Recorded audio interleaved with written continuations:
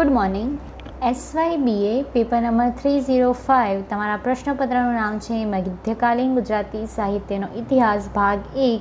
એમાં એકમ નંબર 1ની અંદર 4 પ્રશ્નો છે કે મધ્યકાલીન ગુજરાતી સાહિત્યનો ઉદ્ભવ અને વિકાસ, મધ્યકાલીન ગુજરાતી સાહિત્યની રાજકીય, સામાજિક અને સાંસ્કૃતિક પરિસ્થિતિ, અને એમાંનો ત્રીજો પ્રશ્ન છે કે મધ્યકાલીન ગુજરાતી સાહિત્યની વિશેષતા અને મર્યાદાઓ. એમાં આપણે એકમ નંબર 1ના જે 4 પ્રશ્ન છે એમાં પહેલા અને બીજા પ્રશ્નની ચર્ચા, એટલે કે મધ્યકાલીન ગુજરાતી સાહિત્ય એટલે શું, તેનો ઉદ્ભવ અને વિકાસ, તેના વિશેની વાત એ પ્રશ્નની અંદર થઈ ગઈ. બીજો પ્રશ્ન છે કે મધ્યકાલીન ગુજરાતી સાહિત્યની રાજકીય, સામાજિક અને સાંસ્કૃતિક પરિસ્થિતિનો ખ્યાલ આપો, એ પ્રશ્નની ચર્ચા પણ થઈ ગઈ. હવે આજે મધ્યકાલીન ગુજરાતી સાહિત્યની વિશેષતા અને મર્યાદાઓ વિશે એ પ્રશ્નની આપણે ચર્ચા કરશું. હવે મધ્યકાલીન ગુજરાતી સાહિત્યની વિશેષતા અને મર્યાદા એટલે શું, એ પ્રશ્નની અંદર આપણે હવે આજે પ્રસ્તાવનાની ચર્ચા કરીએ. એટલે કે મધ્યકાલીન ગુજરાતી સાહિત્ય એટલે કે શું, તમે કોણે મધ્યકાલીન ગુજરાતી સાહિત્ય કહો છો, અને મધ્યકાલીન ગુજરાતી સાહિત્યની વિશેષતા અને મર્યાદાઓ કઈ છે. તો આપણે પહેલાં પણ FYથી આપણે જ્યારે પેપર નંબર 101 ભણતા હતા ત્યારથી આપણે મધ્યકાલીન સાહિત્યની ચર્ચા કરતા આવ્યા છીએ. અને મધ્યકાલીન સાહિત્ય એટલે કે નરસિંહથી દયારામ સુધીનું સાહિત્ય, જેને મધ્યકાલીન ગુજરાતી સાહિત્ય કહેવામાં આવે છે. પણ મધ્યકાલીન ગુજરાતી સાહિત્યને 2 તબક્કાની અંદર વહેંચવામાં આવેલું છે. હેમચંદ્રાચાર્યથી નરસિંહ જે મધ્યકાલીન ગુજરાતી સાહિત્યનો પ્રથમ તબક્કો છે, અને નરસિંહથી દયારામ જે મધ્યકાલીન ગુજરાતી સાહિત્યનો બીજો તબક્કો છે.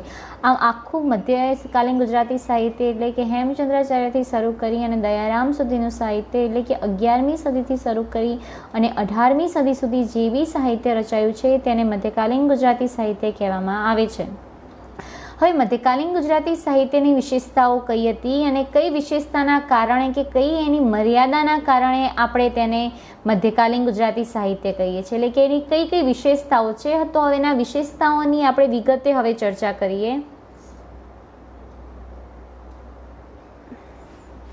હવે મધ્યકાલીન ગુજરાતી સાહિત્યની વિશેષતા અને મર્યાદાની અંદર પહેલા છે કે હસ્તલિખિત અને કંઠોપકંઠ સાહિત્ય.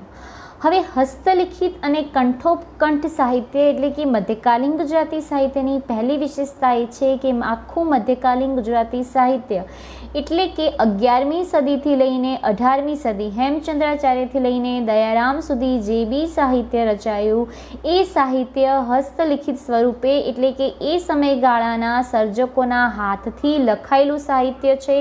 અને કંઠોપકંઠ એટલે કે મધ્યકાલીન ગુજરાતી સાહિત્યના સર્જકોના કંઠ એટલે કે સર્જકોએ જે સાહિત્યનું સર્જન કર્યું એ લોકોના કંઠની અંદર હજુ સુધી પણ સચવાયેલું છે.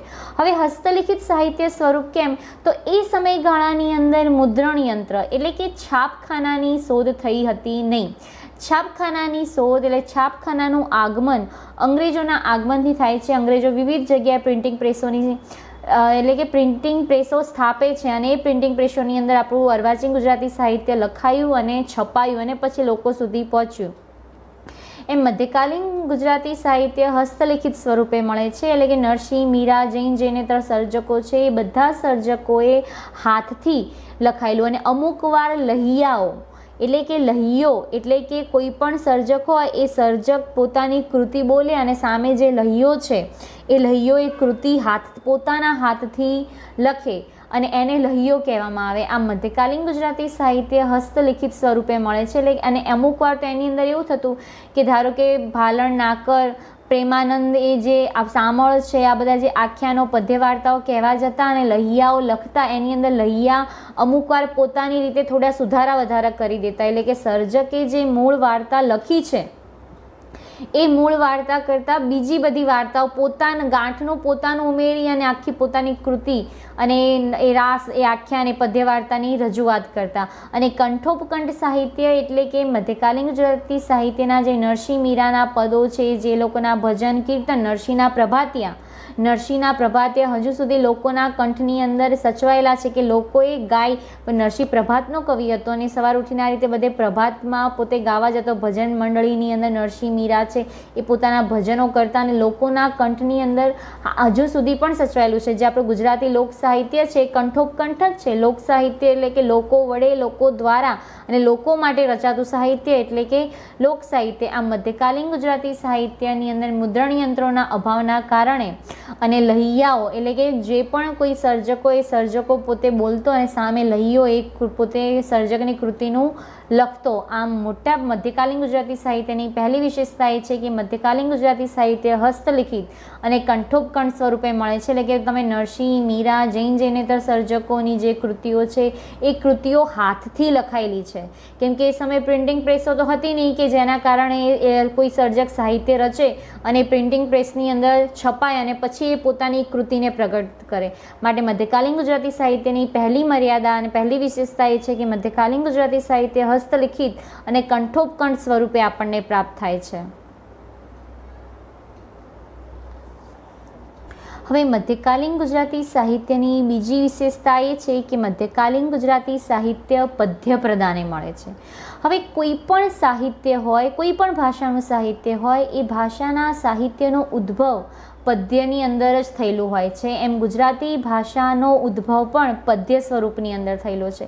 એટલે કે હેમચંદ્રાચાર્યના જે દુહાઓ છે, રાસ, રાસા, ફાગુ, પ્રબંધ, પદ્યવાર્તા, નરસિંહ મીરાના પદો, આખ્યાન, છપ્પા, ગરબો, ગરબી, ચાપખા, આ બધી જે સ્વરૂપો છે એ બધા પદ્ય સ્વરૂપની અંદર રચાયેલા છે. અને આખું મધ્યકાલીન ગુજરાતી સાહિત્યની અંદર કેન્દ્ર સ્થાને પદ્ય હતું. હા, ગદ્ય હતું, પણ એ સમયે ગદ્ય ફક્ત લોકોની વાતચીતની અંદર અથવા તો વ્યવહારના જે ચોપડા છે એની અંદર ગદ્ય હતું, સાહિત્યની અંદર ગદ્ય હતું નહીં.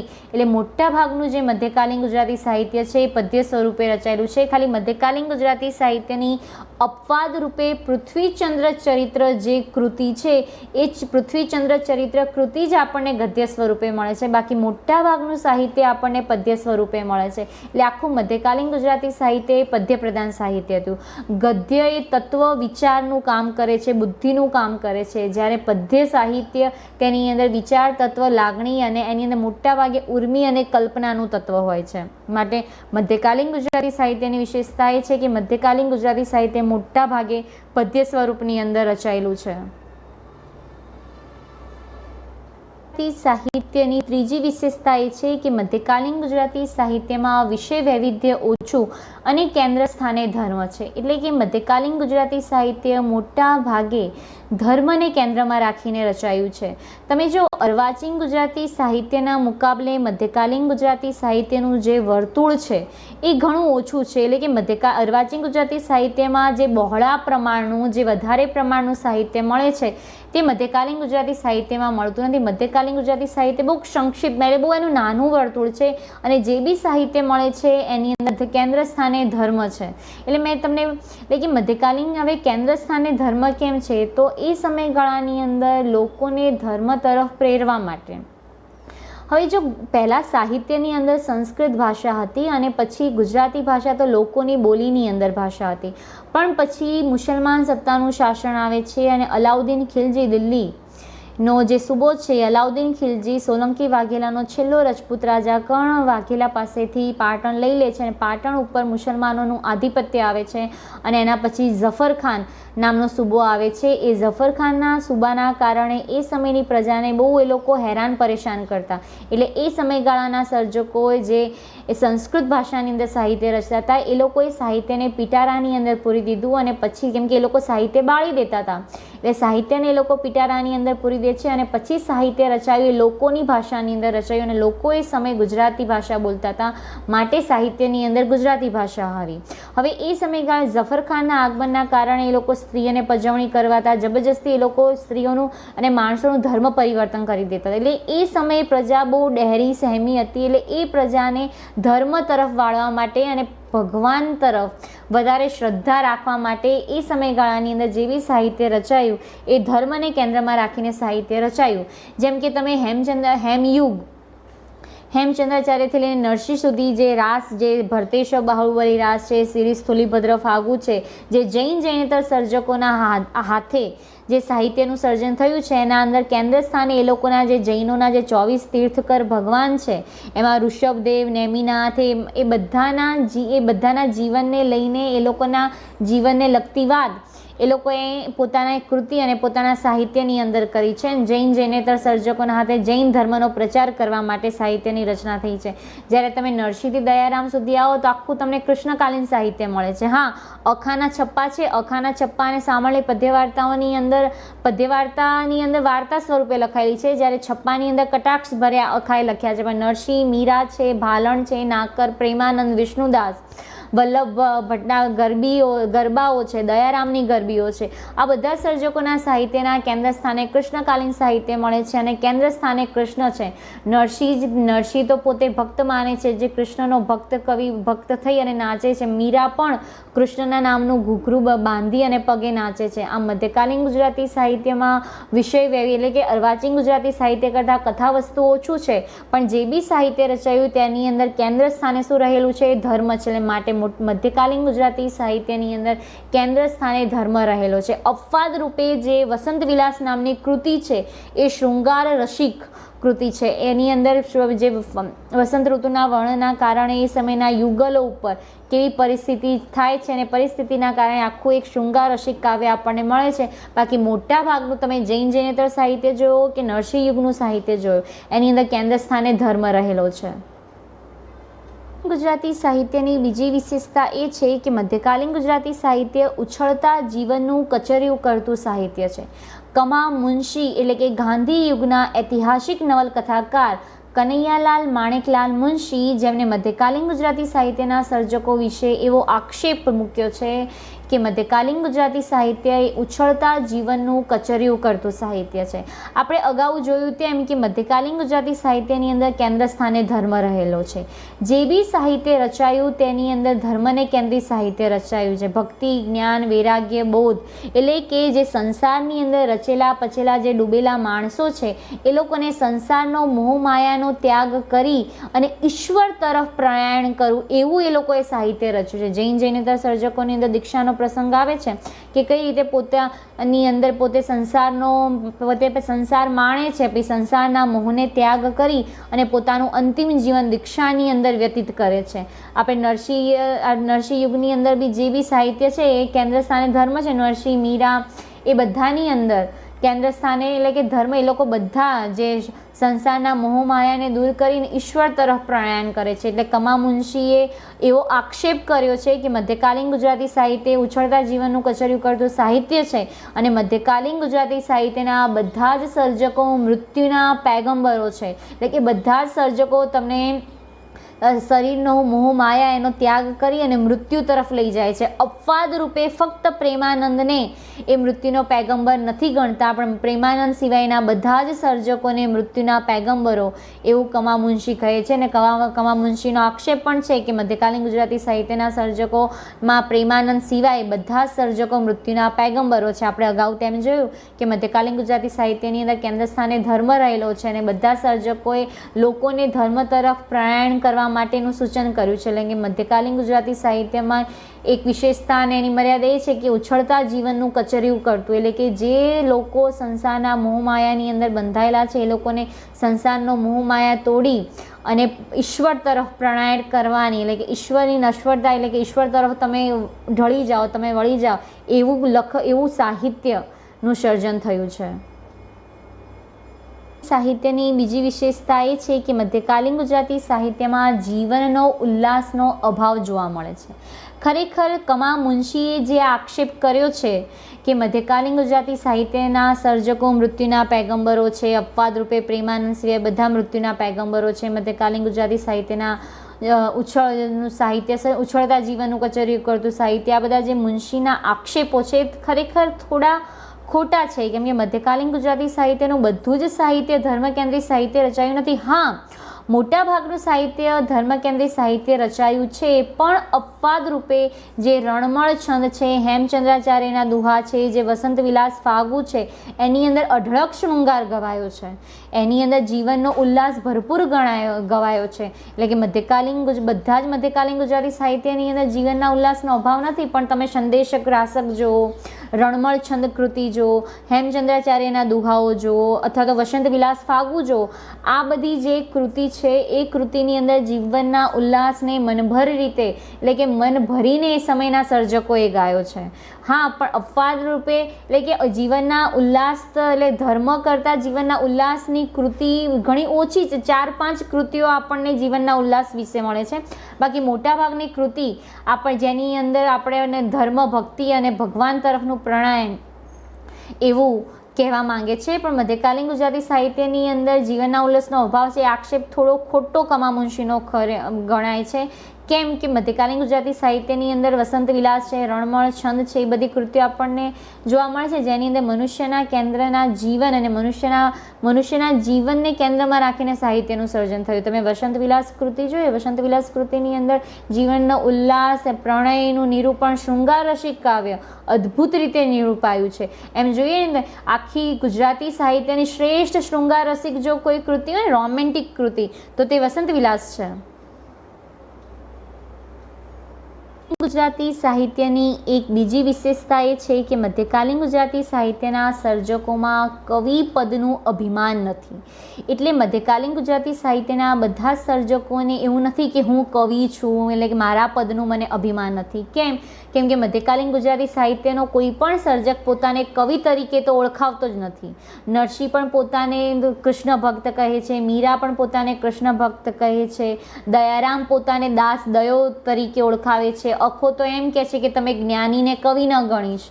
અખો બી પોતાને જ્ઞાની કે જે જ્ઞાની છે ને તમે કવિ ન ગણશો. પ્રેમાનંદ પણ પોતાને પ્રેમાનંદ ભટ્ટ તરીકે ઓળખાવે છે, સામળ પણ પોતાને ભટ્ટ તરીકે ઓળખાવે છે. એટલે કે મધ્યકાલીન ગુજરાતી સાહિત્યની એક બીજી વિશેષતા એ છે કે એ સમયના કવિઓને પોતાના કવિનું પદ હોવાનું અભિમાન નથી. એ લોકો સામાન્ય રીતે સામાન્ય મનુષ્ય થઈ અને સાહિત્ય અને કવિ અને કવિતાઓનું સર્જન કરે છે. દયારામ પણ પોતાને કૃષ્ણનો દાસ દયો કહે છે, નરસિંહ મીરા પણ પોતાને કૃષ્ણ ભટ્ટ કહે છે, પ્રેમાનંદ પણ પોતાને ભટ્ટ કહીને ઓળખાવે છે, સામળ પણ ભટ્ટ કહીને ઓળખાવે છે.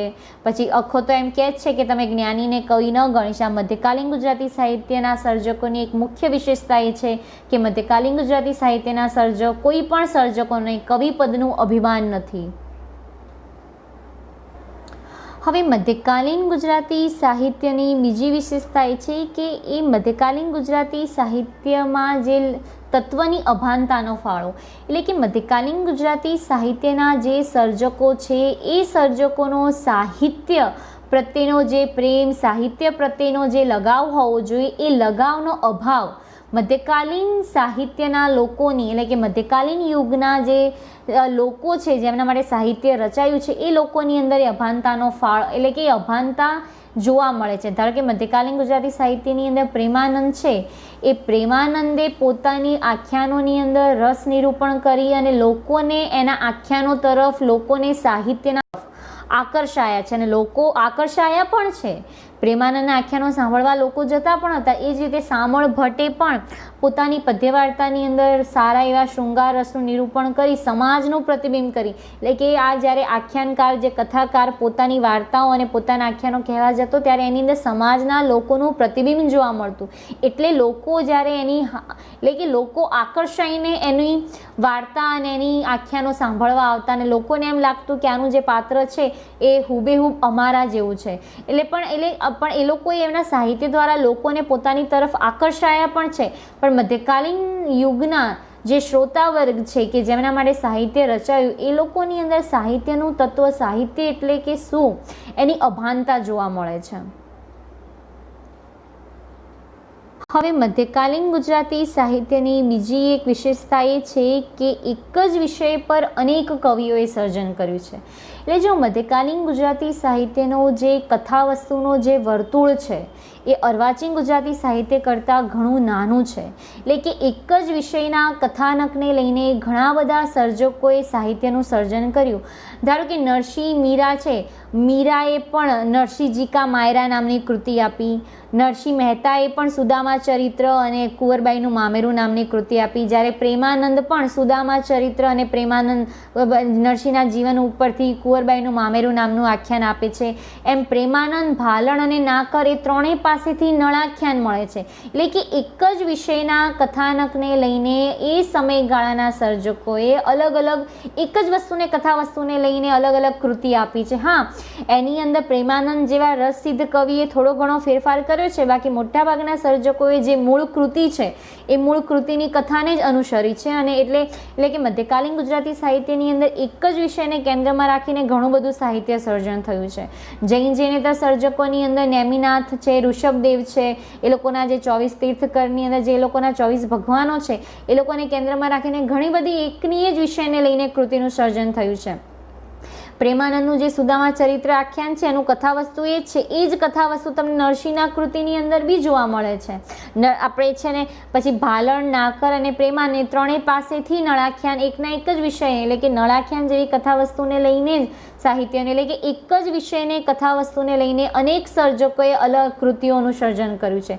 ધારો કે નરસિંહજી કા માયરા એ મીરાબાઈ પોતે આપે છે. કુંવરબાઈનું મામેરું નામનું પદ નરસિંહ પોતે આપે છે. નરસિંહના જીવન ઉપરથી પ્રેમાનંદ પણ કુંવરબાઈનું મામેરું નામનું આખ્યાન આપે છે. આમ એક જ વિષય ઉપર અનેક કવિઓનું સર્જન થયેલું છે. હવે મધ્યકાલીન ગુજરાતી સાહિત્યની બીજી વિશેષતા એ છે કે સમકાલીન જીવનના રંગો. મેં તમને પહેલાં બી કીધું કે કોઈ પણ યુગનું સાહિત્ય હોય એ યુગના સાહિત્યની અંદર જે તે સમય, જે તે સમાજનું લોક અને જે તે લોક સંસ્કૃતિનું પ્રતિબિંબ જોવા મળે છે. એટલે કે મધ્યકાલીન ગુજરાતી સાહિત્યના જીવન રંગો એટલે કે મધ્યકાલીન ગુજરાતી સાહિત્યના જે લોકો છે એ કેવા રિવાજો, કેવા માન્યતા, કેવી રહેણીકરણી, કેવી રહેણીકરણી હતી, કેવી માન્યતા હતા, કેવા રિવાજો હતા, એ રિવાજોનું નિરૂપણ એ સમયના સર્જકોએ પોતાની કૃતિની અંદર કર્યું છે. એટલે એ સમયના ઇતિહાસની માહિતી પણ આપણને એમના સાહિત્યમાંથી મળી રહે છે. ધારો કે પ્રેમાનંદે પોતાના જે આખ્યાનો રચ્યા છે એનું જે અભિમન્યુ આખ્યાન છે એ અભિમન્યુ આખ્યાનની અંદર કઈ રીતે સ્ત્રીઓની વાત કે કઈ રીતે સમયના રિવાજો કે કઈ રીતે શ્રીમંત વિધિનો જે પ્રસંગ છે, કુંવરબાઈના મામેરાની અંદર જે સીમંતનો જે પ્રસંગ છે એ પ્રસંગની અંદર એ સમય કેવા રિવાજો હતા કે કઈ રીતે નાગરિક જ્ઞાતિના જે બ્રાહ્મણો હતા એ આ રીતે મામેરાનો પ્રસંગ કરતા અને આ રીતે મામેરું આવતું. એટલે આ બધા જે સમાજના રિવાજો છે એ સમાજના લોકોની લોક સંસ્કૃતિની એની રીત રિવાજોનું પ્રતિબિંબ એ સમયગાળાની કૃતિની અંદર જોવા મળે છે. એટલે આપણને એ કૃતિ વાંચીને આપણને એવું ખબર પડે કે એ સમયના લોકોની અંદર આ બધા રિવાજો અને એ બધું પ્રતિબિંબ જોવા મળે છે. અને પ્રેમાનંદ તો એ પોતાના આખ્યાનોની અંદર એમ જ કહે છે કે ખાલી પુરાણોમાંથી હાડપિંજર લે છે અને એની અંદર લોહી માંસ તો એ પોતાના સમકાલીન સમાજના લોકોના લોહી માંસ પૂરે છે. એટલે એ સમયગાળાના સર્જકોને એમ લાગે કે આ પોતાનામાંનું કોઈ એક એવું પાત્ર છે. આ મધ્યકાલીન ગુજરાતી સાહિત્યની અંદર મોટાભાગે એટલે કે જે તે સમયગાળાના લોકોનું પ્રતિબિંબ આપણને જોવા મળે છે.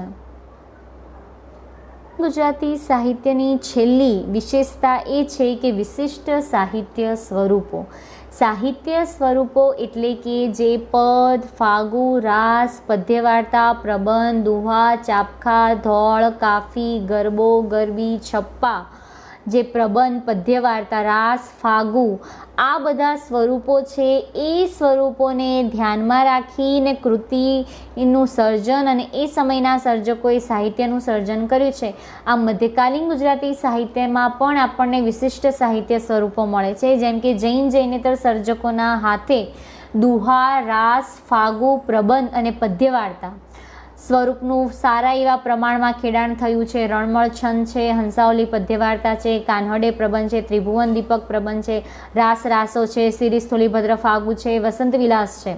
આ બધી કૃતિ આપણને એ હેમયુગના જે સ્વરૂપો છે રાસ, પ્રબંધ, પદ્યવાર્તા અને દુહા અને ફાગુ સ્વરૂપની અંદર મળે છે. જ્યાં નરસિંહ યુગની અંદર પદ, છપ્પા, આખ્યાન, પદ્યવાર્તા, ગરબો અને ગરબી એ બધા સાહિત્ય સ્વરૂપોના આધારે નરસિંહ મીરાના હાથે પદો લખાયા છે. ભાલણ, નાકર, પ્રેમાનંદના હાથે છપ્પા લખાયા છે. સામળના હાથે પદ્યવાર્તા રચાઈ છે. અખાના હાથે છપ્પા લખાયા. દયારામના હાથે ગરબીઓ લખાઈ છે. ધોળ, કાફી, ચાપખા એ બધી જે મધ્યકાલીન ગુજરાતી સાહિત્યના ગૌણ સર્જકો છે. વલ્લભ મેવાડાએ ગરબાઓ આપ્યા. પ્રીતમના જે ધોળ જે ધીરા ભગતની કાફીઓ છે. આ મધ્યકાલીન ગુજરાતી સાહિત્યની અંદર આપણને અલગ વિશિષ્ટ પ્રકારના સાહિત્ય સ્વરૂપો જોવા મળે છે. આમ પેપર નંબર 305નો એકમ નંબર 1નો ત્રીજો પ્રશ્ન કે મધ્યકાલીન ગુજરાતી સાહિત્યની વિશેષતા અને મર્યાદા એટલે શું, કે કઈ વિશેષતાના આધારે તમે કહી શકો કે આ મધ્યકાલીન ગુજરાતી સાહિત્ય છે, એ પ્રશ્ન અહીંયા પૂરો થાય છે. એ પ્રશ્નની અંદર આપણે પ્રસ્તાવનાની ચર્ચા કરી, એટલે કે મધ્યકાલીન ગુજરાતી સાહિત્ય એટલે કે શું અને કોણે તમે મધ્યકાલીન ગુજરાતી સાહિત્ય કહો છો, અને મધ્યકાલીન ગુજરાતી સાહિત્યની કઈ વિશેષતાના કારણે તમે કહી શકો કે આ મધ્યકાલીન ગુજરાતી સાહિત્ય છે. તો એની વિશેષતાની અંદર પહેલાં આપણે હસ્તલિખિત અને કંઠોપકટ સાહિત્ય જોયું કે મધ્યકાલીન ગુજરાતી સાહિત્ય મોટા ભાગે હાથથી લખેલું અને લોકોના કંઠની અંદર સચવાયેલું છે. મધ્યકાલીન ગુજરાતી સાહિત્યની અંદર કેન્દ્ર સ્થાને ધર્મ છે, તે ઉછળતા જીવનનું કચર્યું કરતું સાહિત્ય છે. કમા મુનશી એવો આક્ષેપ કરે છે કે મધ્યકાલીન ગુજરાતી સાહિત્યના સર્જકો એ મૃત્યુના પૈગંબરો છે અને મધ્યકાલીન ગુજરાતી સાહિત્યની અંદર જીવનના ઉલ્લાસનો અભાવ છે. અને મધ્યકાલીન ગુજરાતી સાહિત્યની અંદર પદ્ય પ્રધાન સાહિત્ય એટલે કે મોટા ભાગનું સાહિત્ય પદ્ય સ્વરૂપની અંદર રચાયું છે. ગદ્ય એ સમયે લોકબોલીની અંદર જ બોલાતું સાહિત્યની અંદર ગદ્ય હતું નહીં. અપવાદ રૂપે પૃથ્વીચંદ્ર કૃતિ છે એ જ આપણને ગદ્ય સ્વરૂપે મળે છે. બાકી મોટાભાગની કૃતિ અને મોટાભાગનું સાહિત્ય આપણને પદ્ય સ્વરૂપે મળે છે. આમાં પ્રશ્ન તમારો અહીંયા પૂરો થાય છે.